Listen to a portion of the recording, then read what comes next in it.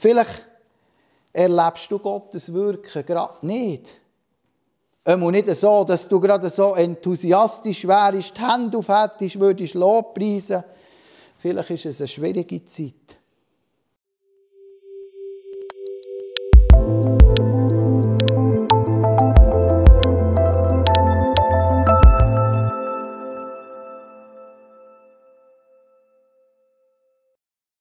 Wenn wir uns eben überlegen, was ist in diesem Text drin? Da ist mir das Lied auch in den Sinn gekommen, Tochter Zion. Tochter Zion, freue dich. Und im welschen oder im französischsprachigen Raum ist das ein Lied, das an Ostern gesungen wird. Es wird nicht an Weihnachten gesungen. Und wenn wir den Text genau anschauen, dann müssen wir durchaus sagen, ja, eigentlich haben sie recht. Es ist gar kein Weihnachtslied, es ist eigentlich ein Palmsonntagslied. Es ist das Lied, das Jesus verherrlichen, wo genau die Episode, die wir dort sehen, wo Jesus einzieht in Jerusalem, weitergeben. Und auch da sind wieder mehr angesprochen. Jesus als der Kommende, wie du schön hast gesehen, Advent, Ankunft, der Ankommende, aber auch der Wiederkommende. Jesus kommt wieder. Wie erwarten wir Jesus? Sind wir bereit, ihn zu empfangen? Bei den Vorbereitungen ist mir ein Wort aufgefallen. Ich komme vielleicht da nochmal zurück. Es heisst da, die Menschen, in grosser Zahl, es kommt da mehrmals drinnen vor. Es ist das Wort, das im Griechischen heisst Ochlos. Ochlos. So richtig, so. Es hat so etwas Bedrohliches für mich in diesem Wortklang inne. Und es heisst eigentlich eben auch so Volksmenge, Pöbel, etwas, das manchmal auch ein bisschen Angst machen kann. Und mir ist dazu auch so in den Sinn gekommen, wenn wir gerade im Johannesevangelium schauen, nimmt die ganze Passionswoche sehr viel Raum ein. Also es wird sehr ausführlich berichtet über das, was da zwischen Palmsonntag und Karfreitag passiert. Und am Johannes ist es ja auch immer wieder wichtig, Jesus als den Messias zu präsentieren. Jesus als den kommenden Retter zu präsentieren. Und so hat er auch sehr viel Gewicht darauf gelegt, eben auf die Passionswoche. Und dann habe ich so gedacht, das ist eigentlich noch ist viel Text. Die längste Woche, könnte man sagen. Und da ist mir der Film in den Sinn gekommen, der längste Tag vom D-Day, oder? Und dann habe ich gedacht, das ist ja ähnlich eigentlich, oder?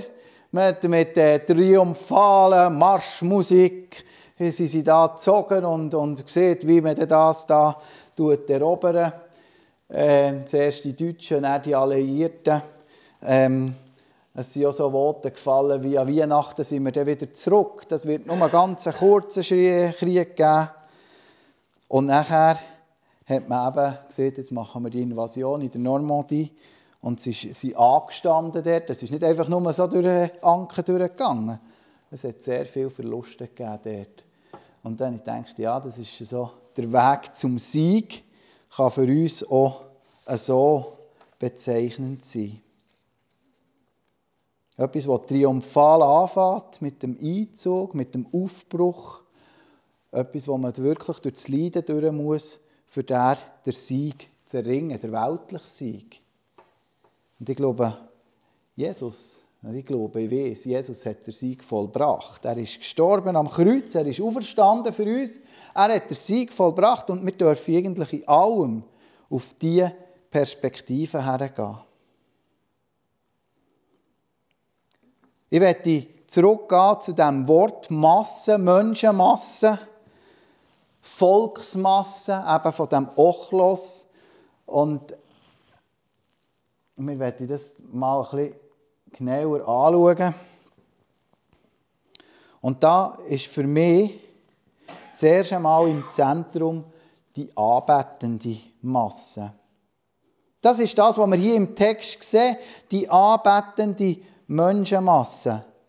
Menschen sind wegen dem Passafest auf Jerusalem gekommen und jetzt zieht Jesus ein. Und irgendetwas in dieser Messe, das ist ja ganz interessant.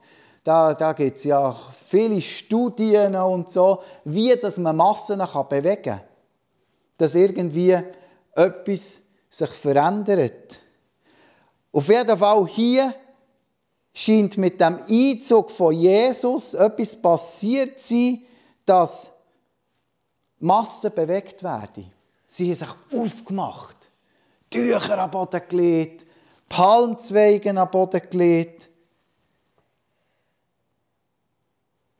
Jesus zieht aber nicht als König ein, wie wir uns das vorstellen, auf einem Streitross oder wie ein römischer Feldherr auf dem Streitwagen, im Siegeszug nach der gewonnenen Schlacht oder nach einem gewonnenen Krieg, sondern er zieht auf einem Esel ein, wie wir es schon gesehen haben, auf einem kleinen Esel. Eigentlich als Antikönig. Jesus fällt nicht ein, er erobert nicht, sondern er zieht als Friedenfürst zu Jerusalem ein.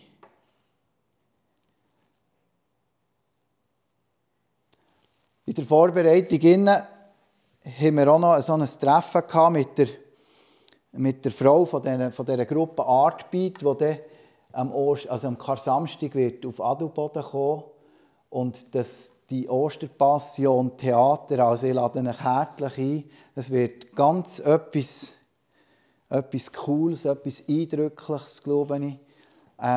Ich habe schon wirklich viele gehört, die das so gesehen haben. Und wir haben uns überlegt, wenn die kommen, wir müssen dann irgendwie den Leuten etwas in die Hand geben, dass sie nachkommen, dass sie wissen, was da gespielt wird. Ein Flyer. Und ich habe wieder in die Bibel geschaut und den Text angeschaut und habe gedacht, warum hat Jesus die Leute nicht... Der hat doch seine Jünger sollen Briefe vorgängig darauf einstellen, was jetzt genau kommt. Schritt 1, 2, 3. Die Phasen, die da passieren. Und nachher hat er irgendetwas gedruckt, vorbereitet und die haben dann das verteilen, dass die Menschenmasse mitkommen. Nichts von dem. Nichts von dem. Passanten werden eingenommen, ohne dass Jesus vorab eine Gruppe schickt, die erzählt, was passiert oder Zettel verteilend vorauszieht. Und es ist ja so, dass nicht einmal das Volk gewusst, aber nicht einmal die Jünger, die eigenen Jünger, haben genau verstanden. Wir lesen das hier im Text. Die Jünger haben es nicht verstanden, erst nachdem Jesus auferstanden ist, im Vers 16 lesen wir das, haben sie auch begriffen, um was es eigentlich hier gegangen ist. Aber Jesus unterbricht es nicht. Er lässt den Lobpreis zu. Die Leute jubeln, die Leute anbeten. Und wir kennen es ja aus einem anderen Evangelium, dass dort die Pharisäer, die Schriftgelehrten sogar haben gesagt, es soll still sein. Das kann man ja nicht machen, der Volksaufruhr da. Und Jesus hat der gesagt, weisst, wenn die nicht anbeten, dann werden die Steine rufen. Aber mir sind auch noch andere Bilder in den Sinn gekommen. Israel hat die Bundeslade verloren. Das lesen wir im 2. Samuel. Israel hat die Bundeslade verloren ins Philisterland und dann haben sie sie in mehreren Anläufen probiert, zurück auf Jerusalem zu holen. Und zuerst war ja da die Geschichte mit dem Wagen, wo noch einer gestorben ist. Und nachher haben sie wirklich wieder die Stangen eingezogen in die Bundeslade. Ich habe die Bundeslade auf die Schultern genommen und eingetragen. Und was hat der David, der geachtete König, gemacht? In den Unterhosen, im übertragenen Sinn. ist er dort vor dieser Laden rumgetanzt und hat Freude gehabt. Und wir lesen, dass seine Frau Michael zum Fenster rausgeschaut und ihn verachtet deswegen. Wir sind manchmal so abgeklärt. Wir müssen alles zuerst wissen, um was geht es genau. Ich glaube, Jesus lässt uns ein, Freude zu haben, mit ihm, ihn anzubeten. Und ich wüsste, der Johannes, der hier das Ganze beschreibt, der hat später auf der Insel Patmos eine Vision. Und er schreibt das auf in dem Buch, das wir kennen als Offenbarung. Und dort schreibt er im 7. Kapitel, im 9. Vers, danach sah ich eine riesige Menschenmenge aus allen Stämmen und Völkern. Menschen aller Sprachen und Kulturen. Es waren so viele, dass niemand sie zählen konnte. In weiße Gewänder gehüllt standen sie vor dem Thron und vor dem Lamm, hielten Palmzweige in den Händen und haben einfach nur noch angebetet. Und das wird unsere Zukunft sein, liebe Freunde. Und ich habe schon manchmal gedacht, oder als ich jünger war, gedacht, oh nein, Lobpreis machen. Nur eine Ewigkeit lang Lobpreis machen. Ja, bei der IG, wir hatten noch Haurumprojekte, oder? Und dann haben wir aber das Bigeli auf dieser Seite vom Haurumprojektor und das Bigeli auf der anderen Seite vom Haurumprojektor. Und dann dachte ich, jetzt haben wir es etwa geschafft. Jetzt haben wir es durchgesungen. Aber ich merke, je länger dass ich mit Jesus unterwegs bin, ich glaube auch jemand, der nicht der Singer ist oder nicht der Anbeter ist oder nicht so stehen. Ich glaube, wenn wir den Jesus so sehen, Angesicht zu Angesicht, in seiner Heiligkeit, eben in diesem vollendeten Bild, nicht in diesem angedeuteten Bild vom Palmsonntag, sondern in diesem vollendeten Bild, dann glaube ich, dann werden wir den euch genommen, jedes von uns. Und ich werde heute uns fragen, was hindert denn uns, so mit vollem Herz Teil zu sein von dieser Bewegung, von dieser Masse, von dieser Anbetung? Manchmal ist unser kritischer Geist ein bisschen auf die Seite zu legen. Ist das wirklich das wahre Evangelium? Ich glaube nicht, dass wir das Hirn ausschalten sollen. Das sage ich nicht. Ich sage nicht, dass wir selber in der Bibel lesen sollen. Aber Jesus lädt uns ein, ihn anzubeten. Und zwar als Leib Christi. Als verschiedene Denominationen. Anbetende Masse, eine bezeugende Masse. Hat mein Sohn gesagt, jetzt kommt es gut mit dem Vati. He? Endlich hat er jetzt ein Fußballbild eingefügt. Aber das ist so etwas, er ist so herzig, unser Elia. Das ist ständig, heute auch wieder, sofort zack, das iPad nehmen, wenn man herkommt. Was muss ich jetzt schon wieder schauen? Ja, wie ist ein Riesenslalom? Sofort, oder? Und ja, etwas ähnlich wie der dort hinten hockt. Nicht nur ein Riesenslalom. Jetzt hat der Vater mit Tennis an.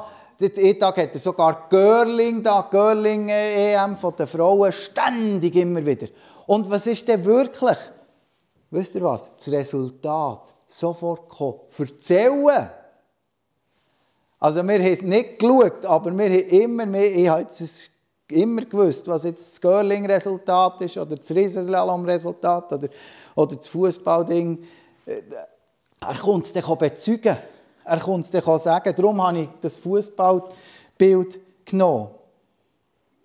Der Strom, der in die Stadt zieht, mit Jesus zusammen, in der Anbetung innen, die Anbetung, die mischt sich jetzt noch in das ein, was in den letzten Tagen schon passiert ist. Wo sich Jesus offenbart hat. Jesus als der Messias. Zeig uns doch, dass du der Messias bist. Er hat es ja hier da. Er hat den Lazarus vom Tod auferweckt. Die Anbetung ist nicht grundlos. Die Menschen haben etwas zu bezeugen gehabt. Vielleicht erlebst du Gottes Wirken gerade nicht. Nicht so, dass du gerade so enthusiastisch wärst, die Hände aufhättest, würdest Lobpreisen. Vielleicht ist es eine schwierige Zeit. Vielleicht bist du mit dem Herz nicht dabei. Vielleicht hast du Traurigkeit oder Enttäuschung in deinem Herz. Und ich glaube, gerade dort braucht es eben ein Kollektiv, dort braucht es eben eine Masse. Ich bin vor Jahren mal in Langnau an einem Hockey-Match. Und dort hat es ja so 3 Drittel, so in einem Hockey-Match. Und ich habe einfach mit dem Kollegen gesagt, wir gehen aus reinem Interesse an diesem Hockey-Match. Reinem Interesse. Im 2. Drittel hat die Schwester, die auch mit ist, vom Kollegen gesagt, also wenn wir jetzt nicht aufhören, dann gehen sie in eine andere Ecke stehen. Das nimmt immer ich dort. Da kannst du nicht anders, oder? Oder? Und eigentlich haben wir ja nur ein bisschen schauen, wie das da geht, zu und her geht.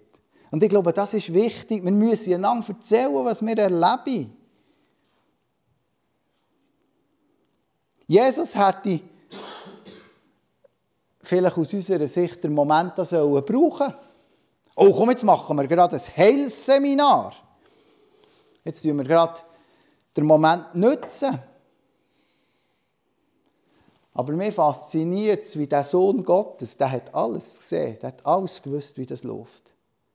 Und der kann mit reingehen. Er geht mit in den Lobpreis. Und hier erzähle ich nochmal das erzählen von denen, oder nochmal erinnern an den Vers aus dem Lukas-Evangelium. Wenn die nicht anbeten, dann werden die Steine anbeten. Und das hat mein lieber Bruder noch darauf aufmerksam gemacht, das ist ja hochspannend, nachher bei der Kreuzigung von Jesus, wo es dann ein Erdbeben gegeben hat, wo niemand mehr angebeten hat, dort hat tatsächlich die ganze Schöpfung, das ganze Universum, hat eingestimmt in das Leiden oder in den, ja, man könnte das sagen, in das Gebet oder den Aufschrei, wo eben niemand mehr gerufen hat. Und wir sehen auch gerade in diesem Lukas-Abschnitt, dass die Gefühle von Jesus nicht nur von Freude geprägt waren. Es heisst nach einem Vers später auch, dass er die Stadt hat gesehen und dass er gerannt hat. Wenn du nur würdest erkennen, was heute passiert.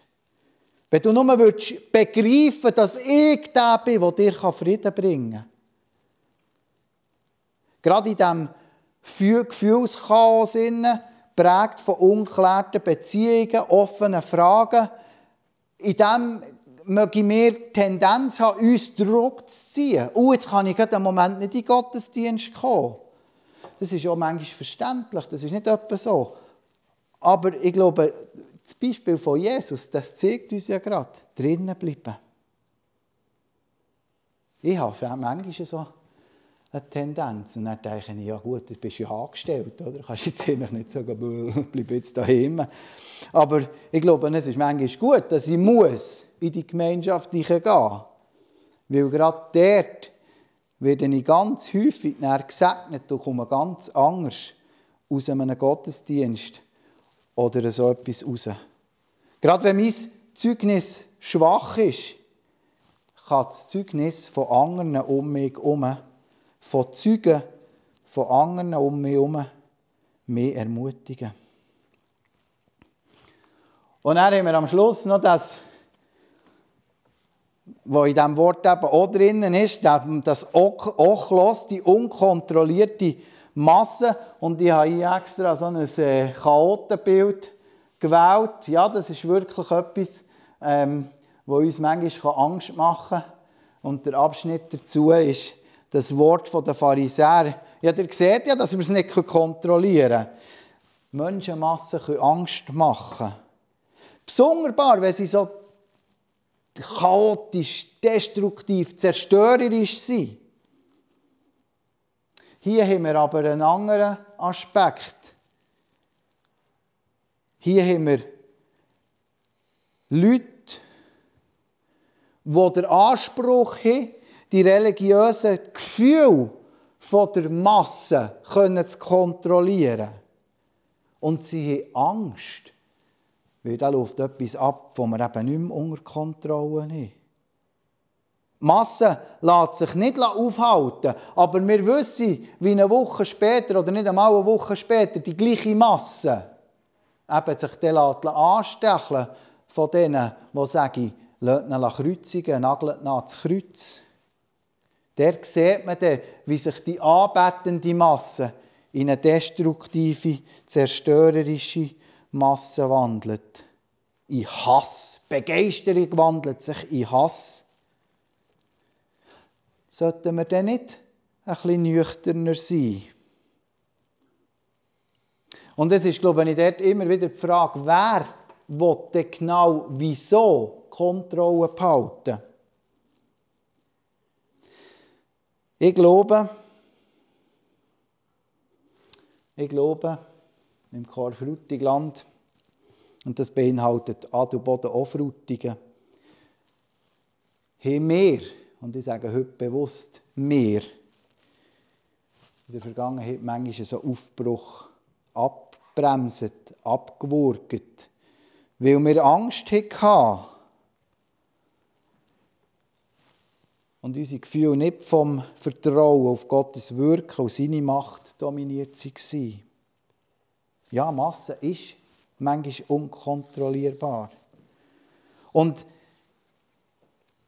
es kommt nicht gut raus, wenn sich die Masse von Gott abwendet. Aber wir wenden uns manchmal als Kontrollierende selber von diesem Gott ab, weil wir das Gefühl haben, wir müssen kontrollieren. Gott soll Regierer sein. Das sehen wir ja übrigens auch durch die ganze Geschichte von Israel. Und ich habe mir überlegt, wie stark und wie verändernd eine Gruppe von Leuten kann sein, die geprägt sind von der Atmosphäre vom Geist Gottes. Und in diesem Sinn finde ich eben die Aussage dieser Pharisäer ganz interessant. Hat ihr gesehen doch, dass wir nicht weiterkommen? Alle Welt läuft ihm nach. Gottes Sache lässt sich nicht aufhalten. Alle Welt läuft ihm nach. Die Frage ist nur, ob wir mit ihm kämpfen oder gegen ihn. Er hat der Sieg schon errungen. Und gerade in dem Moment, wo es geschonnen hat, als ob der Gegenspieler zu seinem Ziel würde kommen, hat er den grössten Sieg errungen. Und ich werde euch 3 Fragen zum Abschluss mitgeben.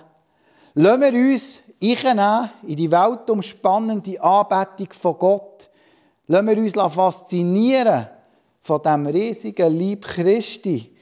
Und ist unser Herz so hergezogen zum Anbeten. Bezeugen wir seiner Taten und lassen uns nicht vom Erleben von anderen anstecken. Und das Dritte ist, richten wir uns als Gemeinde, als Chor auf Gott aus, anstatt Gemeinschaft nach unseren Vorstellungen zu kontrollieren. Amen.